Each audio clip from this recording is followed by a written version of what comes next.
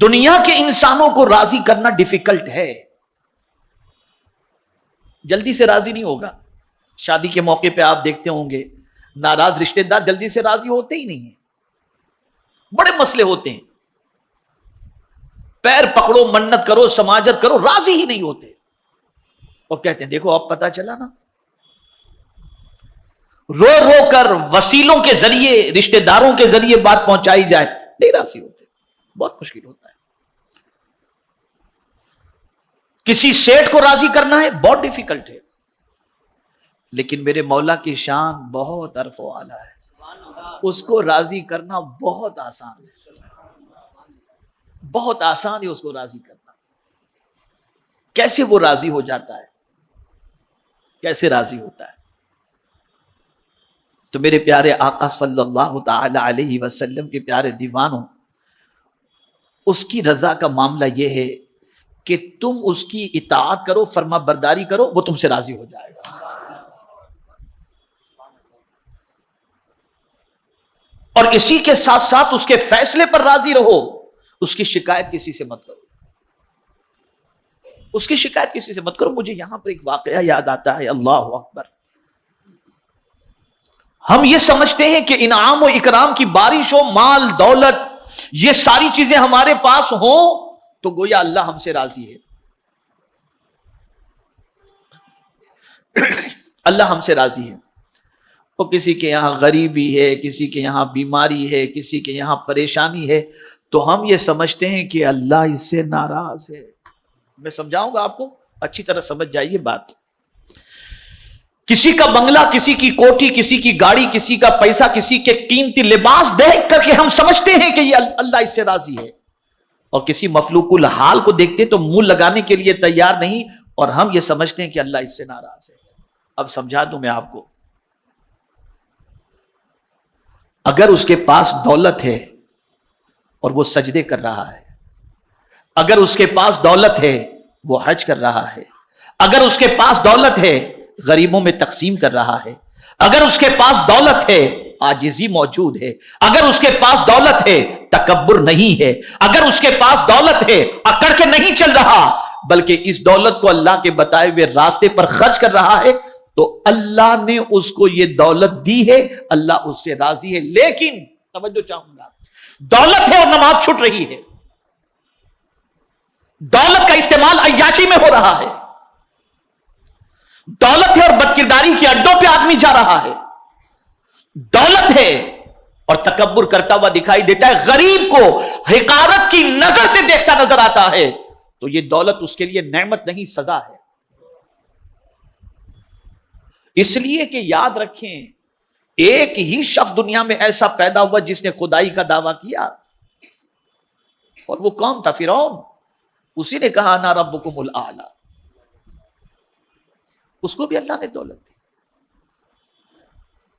اس کو بھی اللہ نے دولت دی. اور حضرت موسیٰ علیہ السلام جو اللہ کے کلیم ہیں، آپ جانتے ہیں ان کے پاس کیا تھا؟ ایک چٹائی تھی یا ایک بستر معمولی سا تھا جس پر بڑی مشکل سے میاں بیوی سو کر کے اور اوڑھ کر کے اپنا وقت گزارا کرتے تھے. تو کیا موسیٰ کلیم اللہ سے اللہ ناراض تھا؟ فرعون سے راضی نہیں. یہ گھٹیا تصور ہٹاؤ کہ جس کے پاس دولت ہوتی ہے اللہ اسے راضی ہے. ہاں، دولت جس کے پاس ہے اور اللہ کے قانون کے مطابق خرچ کرتا ہے تو ٹھیک ہے، اللہ اس سے راضی، اس کو عطا فرمایا. حضرت عثمان غنی کے پاس دولت تھی، حضرت عبد الرحمن ابن عوف کے پاس دولت تھی رضی اللہ تعالی عنہما، اللہ راضی تھا ان سے. بلکہ حضرت عثمان غنی کے بارے میں تو قربان جائیے آیت کریمہ موجود ہے، اور وہ بھی اللہ کی رضا کے ساتھ. لقد رضی اللہ عن المؤمنین اذ یبایعونک تحت الشجرہ، جو اللہ کے رسول صلی اللہ تعالی علیہ وسلم نے درخت کے نیچے بیعت لی تھی اور مومنین نے جو حضور کے ہاتھوں پر بیعت کی تھی، قرآن کہتا ہے لقد رضی اللہ، بے شک اللہ ان سے راضی ہو گیا. یہ اللہ کی رضا. اور ہر صحابی کے لیے قرآن کا فرمان ہے رضی اللہ عنہ ورضوا عنہ، اللہ ان سے راضی، وہ اللہ سے راضی. وَكُلًّا وَعَدَ اللَّهُ الْحُسْنَى، اللہ نے سب کے لیے بھلائی کا وعدہ فرما دیا ہے. صحابہ کے پاس دولت تھی لیکن کوئی بتا دے کسی غلط کام میں خرچ ہوئی ہو؟ وہ تو دولت سے جنت خریدتے تھے. حضرت عثمان غنی نے 2 مرتبہ حضور سے جنت خریدی ہے دولت دے کر، صدیق اکبر نے جنت خریدی ہے دولت کے ذریعے. تو دولت عذاب اس وقت بنتی ہے جب دولت کا استعمال اللہ کے قانون کے خلاف ہو. تو یہ سمجھ لینا، اگر آج دنیا کے اندر محل کسی کے پاس موجود ہے اور بنگلہ اور گاڑی موجود ہے اور وہ پیسوں کا استعمال حرام کاموں میں خرچ کر رہا ہے، تو یہ نہ سمجھنا کہ یہ اللہ کا اس پر فضل ہے کہ اس کو اتنی دولت عطا فرمائی. نہیں. اب جملہ زندگی میں یاد رکھیے گا ہمیشہ کے لیے، اللہ جس سے راضی ہوتا ہے نا، اس کی علامت یہ ہے کہ اسے سجدے کی توفیق دیتا ہے، اسے تہجد کی توفیق دیتا ہے، اسے تلاوت کی توفیق دیتا ہے، گناہوں سے بچنے کی توفیق دیتا ہے، نیکیوں کی توفیق دیتا ہے. کسی کا مال دیکھ کر یہ نہ سمجھنا کہ اللہ اس سے راضی ہے. اگر غریب ہے لیکن سجدے کر رہا ہے، حلال کھا رہا ہے، حرام سے بچ رہا ہے، اللہ کے ارشاد پر عمل کر رہا ہے، گناہوں کی دہلیز پر قدم نہیں رکھ رہا، تو سمجھ لینا کہ اللہ اس بندے سے راضی ہے. اور اس کی رضا کا حال یہ ہے کہ حضور صلی اللہ علیہ وسلم ارشاد فرماتے ہیں بہت سارے ایسے لوگ جو پراگندہ حال ہوتے ہیں، یعنی کپڑے میلے، بال بکھرے ہوئے، سرکار فرماتے ہیں اگر وہ رب پر کسی بات پر قسم کھا لیں تو رب ان کی قسم کو پوری کر دیتا ہے. یہ حال ہے.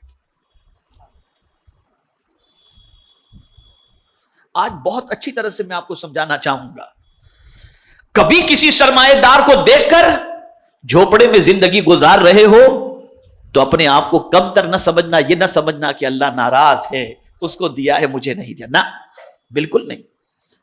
میں آج اللہ کی رضا کی کچھ باتیں، کچھ احادیث آپ کو سمجھاؤں گا، سناؤں گا انشاءاللہ، تاکہ آپ سمجھ سکیں.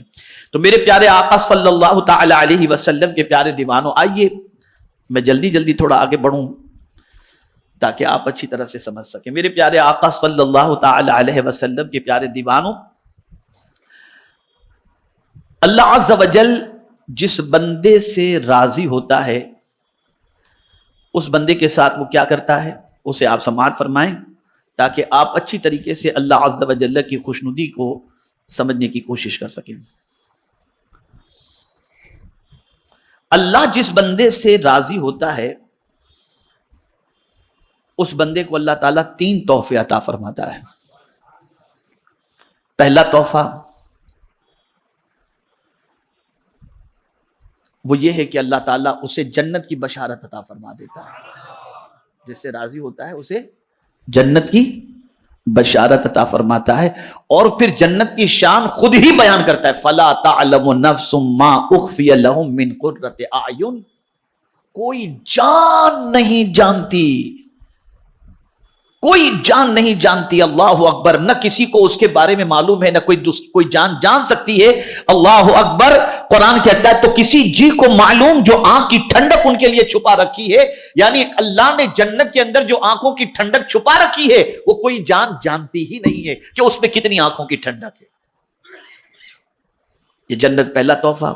دوسرا تحفہ، اللہ اکبر، اللہ اکبر، خدا کی قسم قربان جائیے اس بات پر، اگر ہمیں کوئی ہمارا بڑا سلام کر دے تو ہم لوگوں سے کہتے ہیں یار انہوں نے مجھے سلام کیا. کوئی میسج پہ لکھ دے، جیسے ماررہ شریف سے حضور امین ملت میسج کر دیں السلام علیکم، تو میں سب سے کہوں گا یار آج حضور امین ملت کا سلام آیا تھا. ہوتا ہی نہیں ہوتا؟ بتائیے، کوئی بڑا اگر سلام لکھ دے تو آدمی خوش ہوتا ہے نا. جنتی کو اللہ جس سے راضی ہے اس کو اللہ دوسرا تحفہ کیا عطا فرماتا ہے؟ تو قرآن کہتا ہے سلام قولا من رب الرحیم. اللہ رب اور رحیم کی طرف سے سلام کا تحفہ اسے نصیب ہو جاتا ہے. یعنی اللہ اس بندے کو سلام کرتا ہے. اس کی قسمت پر قربان جائیے. اسی کے ساتھ تیسرا تحفہ اللہ تعالیٰ کی طرف سے، تیسرا تحفہ یہ عطا ہوگا کہ اللہ تعالیٰ ارشاد فرمائے گا کہ میں تم سے راضی ہوں. یہ قول مبارک ہدیہ اور سلام یعنی پہلے دونوں تحفوں سے افضل ترین ہوگا. اسی لیے اللہ تعالیٰ ارشاد فرماتا ہے وَرِضْوَانٌ مِّنَ اللَّهِ اکبر. یعنی 3 تحفے ملیں گے. اللہ جس بندے سے راضی ہوگا جنت عطا فرمائے گا اللہ تعالیٰ. دوسری چیز اللہ سلام پیش فرمائے گا. لیکن ان دونوں سے بھی بڑا تحفہ یہ ہے کہ اللہ اس بندے سے کہے گا بندہ جا میں تجھ سے راضی ہو گیا. یہ سب سے اس لیے کہ بڑی چیز اس نے عطا فرما دی. اب ہم وہ کون سے کام کریں جس کی بنیاد پر اللہ عز و جل ہم سے راضی ہو جائے اور اللہ عز و جل کی رضا ہمیں حاصل ہو جائے. تو اب سماعت فرمائے. حضرت موسیٰ کلیم اللہ علیہ السلام نے اللہ عز و جل کی بارگاہ اقدس میں عرض کیا یا اللہ مجھے وہ بات ارشاد فرما دے جس میں تیری رضا ہو. وہ بات ارشاد فرما دے جس میں تیری رضا ہو تاکہ میں اسے کروں. یعنی تو کس چیز سے راضی ہوتا ہے مولا ذرا مجھے وہ بتا دے. قربان جائیے کلیم ہے, اللہ ان سے کلام کرتا ہے, اس مرتبے پر پہنچنے کے باوجود بھی اگر فکر مند ہے تو اس بات کی کہ اللہ مجھ سے راضی ہو جائے. مولا مجھے کوئی ایسی بات بتا دے جس سے تو راضی ہو جا. اللہ اکبر. اللہ تعالیٰ کا حکم ہوا کہ تیری ناخوشی میں ہی میری رضا ہے. سمجھے نہیں سمجھے؟ تیری ناخوشی ہی میں میری رضا ہے. یعنی تیری کوئی خواہش ہے ہی نہیں. تجھے کچھ ملے کہ نہ ملے تو خوش اور ناخوش کا مسئلہ تیرا رہتا ہی نہیں ہے. تیرا حال تو یہ ہوتا ہے میں کچھ بھی دے دوں تو ناخوش نہیں ہوتا. توجہ چاہوں گا, میں کچھ بھی دے دوں تو ناخوش نہیں ہوتا. اگر تیری یہ پوزیشن ہے تو اسی میں میری رضا ہے. اس لیے کہ تم ملنے والی چیز کو مت دیکھ, دینے والے کو دیکھ کے کس کی طرف سے ہے. اس لیے ہم اور آپ مال ملتا ہے تو چہرہ کھل جاتا ہے, اور اللہ والوں کا حال یہ ہوتا کہ تکلیفیں آتی تو چہرہ کھل جاتا, اور کہتے تھے مال کے ملنے میں, نعمتوں کے ملنے میں تو ہماری پسند بھی داخل ہے, لیکن تکلیف میں تو ہماری پسند نہیں صرف مولا کی پسند داخل ہے. یہ اللہ والوں کی شان. تو رب نے فرمایا تیری ناخوشی ہی میں میری رضا ہے. یعنی میری کسی بات پر تو ناخوش ہو ہی نہیں. اگر تیری یہ پوزیشن ہے تو موسیٰ اسی میں میری رضا ہے. اللہ اکبر. حضرت موسیٰ کلیم اللہ علیہ السلام نے عرض کیا یا اللہ وہ کون سی بات ہے. ارشاد مبارک ہوا میری رضا اس میں رہے کہ تو میری قضا پر راضی رہے, میرے فیصلے پر راضی رہے. حضرت موسیٰ علیہ السلام نے اپنی مناجات میں عرض کیا یا اللہ تیری مخلوق میں سے تجھے کون سب سے زیادہ محبوب ہے. اب دعا فرمائے اللہ بتا تیری مخلوق میں تجھے سب سے زیادہ کون محبوب ہے.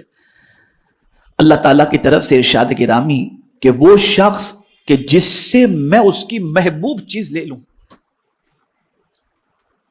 جس سے میں اس کی محبوب چیز لے لوں اور وہ پھر بھی مجھ سے پیار کرے. سبحان. جس سے میں اس کی محبوب چیز لے لوں پھر بھی وہ مجھ سے پیار کرے. اب محبوب چیز کے اندر آپ کچھ بھی سمجھ لگ سکتے ہیں, اولاد ہے, مال ہے, کچھ بھی ہے. جس سے میں اس کی محبوب چیز لے لوں وہ پھر بھی مجھ سے ہی پیار رکھے. پھر حضرت موسیٰ علیہ السلام نے عرض کیا وہ کون لوگ ہیں جن پر تو خفا ہوتا ہے. اللہ تعالیٰ نے ارشاد فرمایا کہ وہ لوگ ہیں جو کسی کام میں مجھ سے بھلائی مانگتے رہتے ہیں, جب میں ان کے لیے کوئی حکم کر دیتا ہوں تو وہ میرے اس حکم سے ناراض ہو جاتے ہیں. علاوہ ازیں کہ ایک روایت تو اس سے بھی زیادہ سخت ہے کہ اللہ تعالیٰ ارشاد فرماتا ہے کہ میرے علاوہ کوئی بھی معبود نہیں. اب سنیے گا, یہ ارشاد سنیے گا, امام غزالی رحمت اللہ تعالی علیہ نے اس کو نقل فرمایا, غور سے سنیے گا. اللہ اکبر. اللہ تعالیٰ ارشاد فرماتا ہے کہ میرے علاوہ کوئی بھی معبود نہیں, اور جو شخص میری بھیجی ہوئی مصیبت پر صبر نہ کرے اور میری عطا کردہ نعمتوں کا شکر ادا نہ کرے, میرے حکم پر راضی نہ ہو, پھر اسے چاہیے کہ میرے علاوہ کوئی اور رب ڈھونڈ لے, میرے علاوہ کوئی اور معبود ڈھونڈ لے. پتہ چلا جب اللہ کی طرف سے کوئی مصیبت آئے تو اس پر صبر کرو, نعمتیں ملے اس پر اللہ کا شکر ادا کرو, اور پھر اللہ کوئی تمہارے حوالے سے فیصلہ فرما دے تو اس پر راضی رہو, اور اگر یہ کیفیت نہیں بنتی تو اللہ فرماتا ہے پھر کوئی دوسرا معبود ڈھونڈو.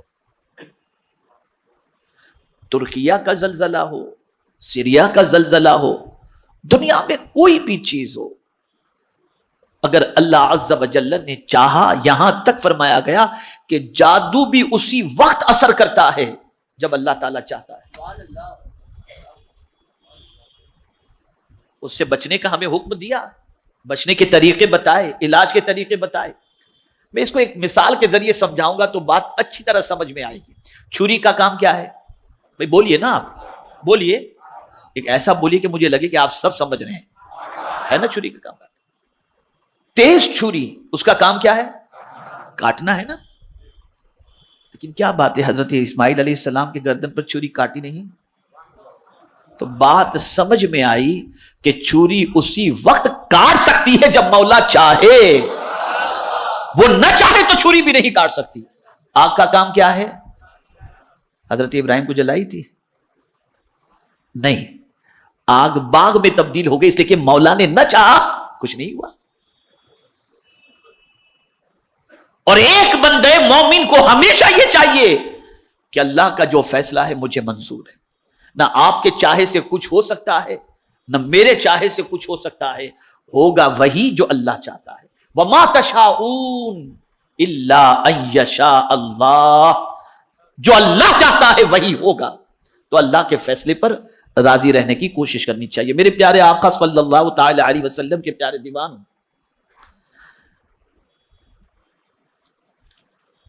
نبی اکرم صلی اللہ علیہ وسلم نے صحابہ کرام علیہم الرضوان سے دریافت فرمایا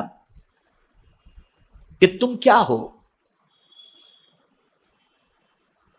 کس سے پوچھ رہے ہیں حضور صلی اللہ علیہ وسلم؟ صحابہ سے. تم کیا ہو؟ صحابہ کرام نے عرض کیا کہ ہم ایماندار ہیں. کیا جواب دیا سرکار کو؟ ہم ایماندار ہیں. اب حضور صلی اللہ علیہ وسلم نے فرمایا تمہارے ایمان کی علامت کیا ہے؟ تمہارے ایمان کی علامت کیا ہے؟ عرض کیا. اب دیکھیں ابتدا کہاں سے کرتے ہیں ایمان پر؟ عرض کرتے ہیں کہ ہم بلا پر صبر کرتے ہیں. جب کوئی مصیبت آتی ہے تو ہم اس پر صبر کرتے ہیں، اور پھر کہتے ہیں بوقت وسعت اللہ کا شکر ادا کرتے ہیں. لیکن اللہ کبھی ہمیں وسعت عطا کرتا ہے، رزق میں فراوانی عطا کرتا ہے تو ہم اللہ کا شکر ادا کرتے ہیں. اور اگر کوئی معاملہ اس کے سلسلے میں اللہ کوئی فیصلہ کر دیا ہے تو اس موقع پہ ہم اللہ کی شکایت نہیں کرتے، اللہ کے فیصلے پر راضی رہتے ہیں.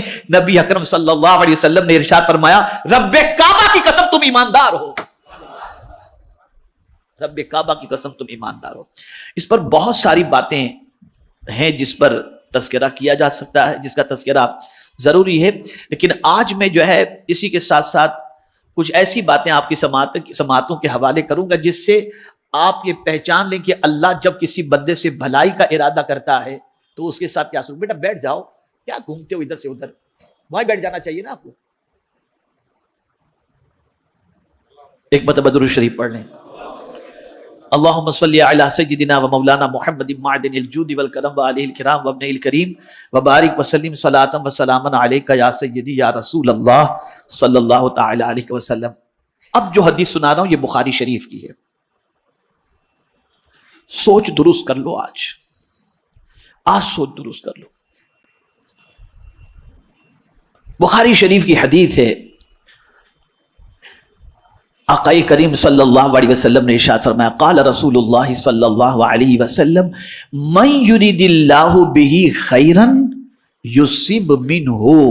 آقا کریم صلی اللہ علیہ وسلم ارشاد فرماتے ہیں اللہ جب کسی بندے سے بھلائی کا ارادہ کرتا ہے. کاہے کا ارادہ؟ بولیے. اللہ جب کسی بندے سے بھلائی کا ارادہ کرتا ہے اس کو مصیبتوں میں گرفتار کر دیتا ہے. یہ بخاری شریف کی حدیث ہے. تو کبھی کسی کو مصیبت میں گرفتار دیکھ کر یہ نہ سوچنا کہ معاذ اللہ اللہ کا عذاب، اللہ نے ان پر تکلیف دی. کسی پر عذاب بھی ہوتا ہے، عذاب کی شکل میں بھی مصیبتیں آتی ہیں. لیکن مومن پر جو مصیبت آتی ہے اس مصیبت کے حوالے سے آقا کریم صلی اللہ علیہ وسلم نے ارشاد فرمایا اللہ جس بندے سے بھلائی کا ارادہ فرماتا ہے اسے مصیبت میں گرفتار فرماتا ہے. میرے پیارے آقا صلی اللہ علیہ وسلم کے پیارے دیوانوں، یہاں پر تھوڑا سا سمجھنے کی ضرورت ہے کہ مصیبت سے مراد بیماری کی تکلیف اور کسی قسم کی تکلیف ہے. سیدہ عائشہ صدیقہ رضی اللہ تعالی عنہا سے روایت ہے کہ رسول اللہ صلی اللہ علیہ وسلم نے فرمایا جو مصیبت بھی کسی مسلمان کو پہنچتی ہے حتیٰ کہ ایک کانٹے کا چبھنا. کائے کا چبھنا؟ چلتے ہیں کبھی تو کانٹا چبھ جاتا ہے نا. ایک کانٹے کا چبھنا تو اللہ تعالیٰ اسے اس کا کفارہ بنا دیتا ہے، یعنی اس سے گناہوں کو معاف فرما دیتا ہے. گناہوں کو معاف فرما دیتا.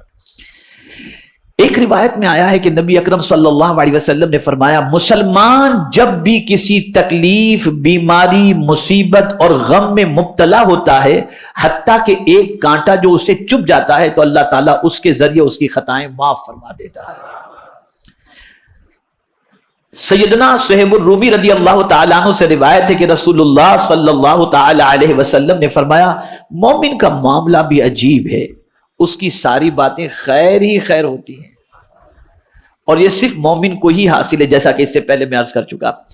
اس پر جب خوشی آتی ہے تو شکر کرتا ہے جو اس کے لیے بہتر ہے، اور جب مصیبت آتی ہے تو صبر کرتا ہے جو اس کے لیے بہتر ہے۔ میرے پیارے آقا صلی اللہ علیہ وسلم کے پیارے دیوانوں، اب اللہ عز و جل جن بندوں سے بھلائی کا ارادہ فرماتا ہے اس کو تو مصیبت میں گرفتار کرتا ہے۔ مومن کی یعنی بیماری آ گئی، تنگی آ گئی، رزق کے اندر کمی آ گئی، بیماری آ گئی، یہ ساری چیزیں ہیں، اس کی محبوب چیز اس سے چھین لی، یہ اللہ ان لوگوں کے ساتھ کرتا ہے جس سے بھلائی کا ارادہ فرماتا ہے، جس سے بھلائی کا ارادہ۔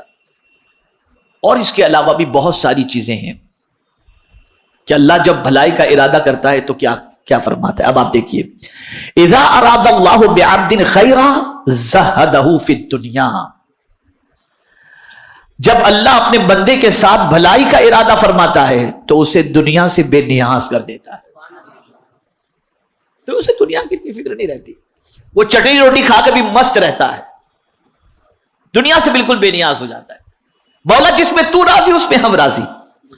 اسی طریقے سے اذا اراد اللہ بعبد خیرا جعل له واعظا من نفسه یأمره وینہاه، جب اللہ اپنے بندے کے ساتھ بھلائی کا ارادہ فرماتا ہے تو اسے اپنے نفس کا ناصح بناتا ہے کہ وہ خود حکم دیتا ہے اور خود روکتا ہے۔ یعنی ہم لوگوں کا حال تو یہ نا کہ ہم آپ کو نصیحت کرتے ہیں،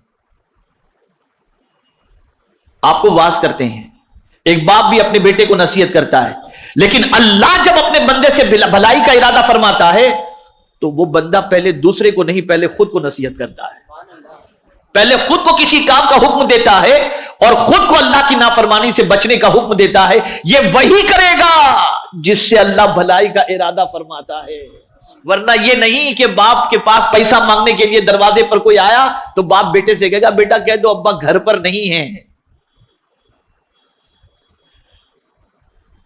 اور بیٹے سے اکیلے میں کہے گا بیٹا جھوٹ مت بولنا، پہلے خود کو حکم دیتا ہے۔ اسی کے ساتھ اذا اراد اللہ بعبد خیرا طہرہ قبل موتہ، جب اللہ اپنے بندے کے ساتھ بھلائی کا ارادہ فرماتا ہے تو اس کو گناہوں سے موت سے پہلے ہی پاک فرما دیتا ہے۔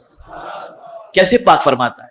توبہ کے ذریعے بھی پاک فرماتے ہیں، یہ ایک الگ ٹاپک ہے، میں انشاءاللہ پھر کبھی آپ کو بتاؤں گا کہ اللہ کس طریقے سے پاک فرماتا ہے، اور پاک وہی فرماتا ہے اور کوئی پاک نہیں کر سکتا۔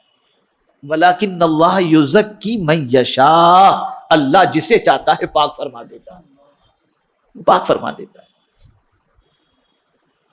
اب گناہوں سے کیسے پاک فرماتا ہے، ایک لفظ کے ذریعے میں آپ کو سمجھاؤں، بات سمجھ میں آ جائے گی۔ کسی بندے کا، کسی مسلمان کا انتقال ہوتا ہے، قرآن خوانی کا آپ اعلان کرتے ہیں تو کیا لفظ استعمال کرتے ہیں؟ فلاں مرحوم کی قرآن خوانی ہے، کہتے ہیں نا؟ بولیے بھائی مرحوم کہتے ہیں کہ نہیں کہتے؟ آپ جواب دیجیے۔ مرحوم کہتے ہیں یار، مرحوم فلاں کے لیے دعا کرنا۔ کبھی آپ نے سوچا مرحوم کے معنی کیا ہوتا ہے؟ مرحوم کے معنی ہوتا ہے رحم کیا گیا، جس پر اللہ نے رحم فرمایا، جس پر اللہ نے رحم فرمایا اس کو کہتے ہیں مرحوم۔ تو کیا رحم فرمایا؟ وہ تو چلا گیا اس دنیا سے۔ رحم یہ فرمایا کہ دنیا کی جتنی بھی تکلیفیں تھیں، جتنی بھی پریشانیاں تھیں، جتنی بھی مصیبتیں تھیں، اللہ نے سب سے اس کو پاک کر کے اس دنیا سے بھیج دیا۔ اب یہ مرحوم۔ بہت سارے مرد و خواتین ایسے ہوتے ہیں جو کوما میں چلے جاتے ہیں، سال ہا سال تک بستر پر رہتے ہیں، سخت امراض کے اندر گرفتار ہوتے ہیں، تو در حقیقت یہ قدرت کی طرف سے پاکی کا ایک انتظام ہے، اور اسی لیے حضور صلی اللہ علیہ وسلم کی سنت ہے کہ جب کسی بیمار سے ملنے کے لیے جاؤ تو اس کی پیشانی پر ہاتھ رکھ کر کے کہو لا بأس طہور انشاءاللہ تعالی۔ وہاں بھی پاک کی بات آئی ہے کہ آقا کریم صلی اللہ علیہ وسلم یہ دعا فرماتے لا بأس طہور انشاءاللہ، اللہ تعالیٰ تمہیں اللہ نے چاہا تو اللہ تعالیٰ تمہیں پاک فرما دے گا۔ اس میں کوئی شک کی گنجائش نہیں ہے، اس میں کوئی شک نہیں کہ بیماری سے انسان پاک ہو جاتا ہے۔ اسی طریقے سے میرے پیارے آقا صلی اللہ علیہ وسلم کے پیارے دیوانوں، سنو آپ، اللہ اپنے بندوں سے بھلائی کرتا ہے تو بھلائی کا ارادہ فرماتا ہے تو کیا کرتا ہے؟ اللہ اکبر۔ اذا اراد اللہ بعبد خیرا سیر حوائج الناس الیہ، جب اللہ اپنے بندے کے ساتھ بھلائی کا ارادہ فرماتا ہے تو اس کو لوگوں کی ضرورت بنا دیتا ہے۔ کس کی ضرورت بنا دیتا ہے؟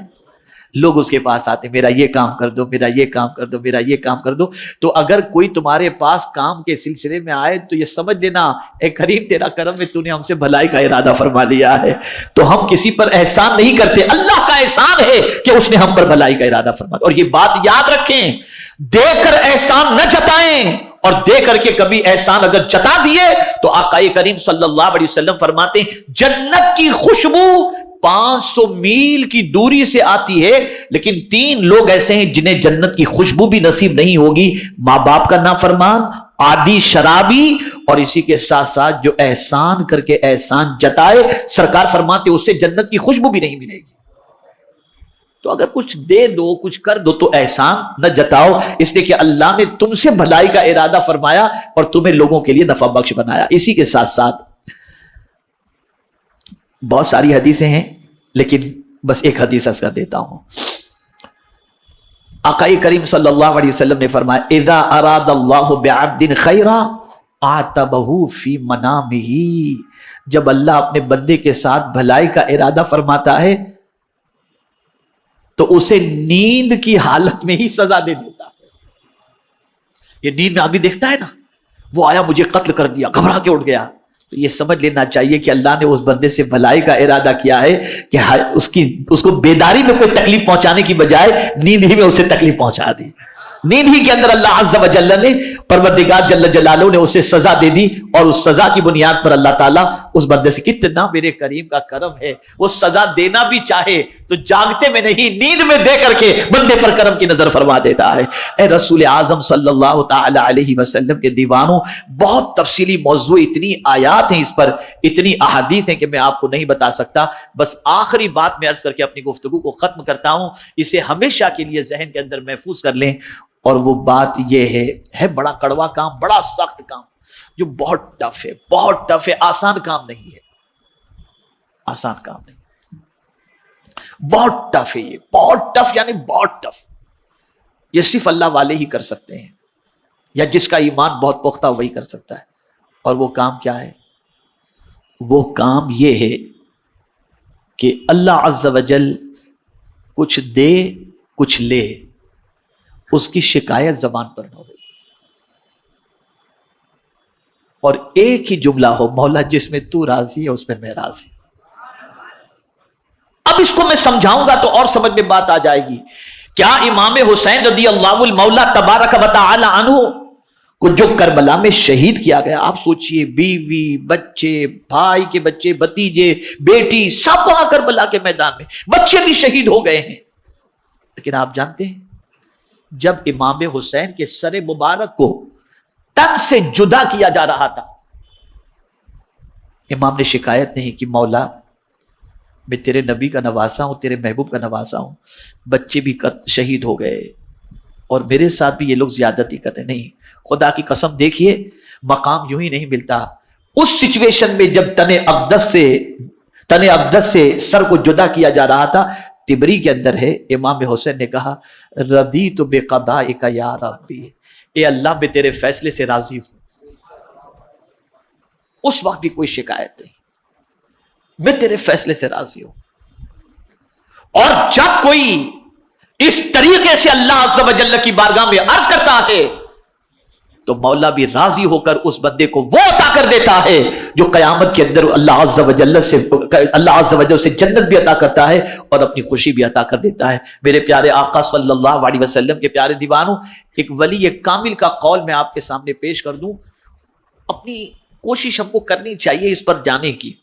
بڑا پیارا جملہ انہوں نے ارشاد فرمایا. ارشاد فرماتے ہیں اپنے آپ کو مردہ سمجھو. سبحان اللہ، کیا فرمایا انہوں نے؟ بولیے. اپنے آپ کو مردہ سمجھو، اس لیے کہ مردے کو نہلانے والا یوں کرے کہ یوں کرے، اس کا ہاتھ کھینچے کہ ہاتھ پہ پانی ڈالے کہ کروٹ لے جائے، مردہ کچھ کر سکتا ہے؟ فرماتے بس تم بھی مردے کی طرح اپنے آپ کو سمجھو. مولا ہنسائے تو ہنسو، رلائے تو رو، جیسا وہ کرے اس میں تم خوش رہو، کوئی شکایت نہیں. اگر میرے مولا تو اس میں راضی ہے تو تیرا بندہ بھی اس میں راضی ہے. یہ کیفیت ہے ٹف، لیکن فائدہ کیا ہے؟ فائدہ سب سے بڑا یہ ہے کہ غم ہلکا ہو جاتا ہے. غم ہلکا ہو جاتا ہے۔ اے رسول گرامی وقار صلی اللہ تعالی علیہ وسلم کے دیوانوں، یہ تو میں نے بہت مختصراً آج آپ کے سامنے عرض کیا، اور اس پر بہت ساری آیات اور بہت ساری احادیث موجود ہیں۔ ہمیں چاہیے کہ اللہ کی خوشی میں خوش رہیں، اللہ کی رضا میں راضی رہیں، اللہ کے فیصلے پر راضی رہیں۔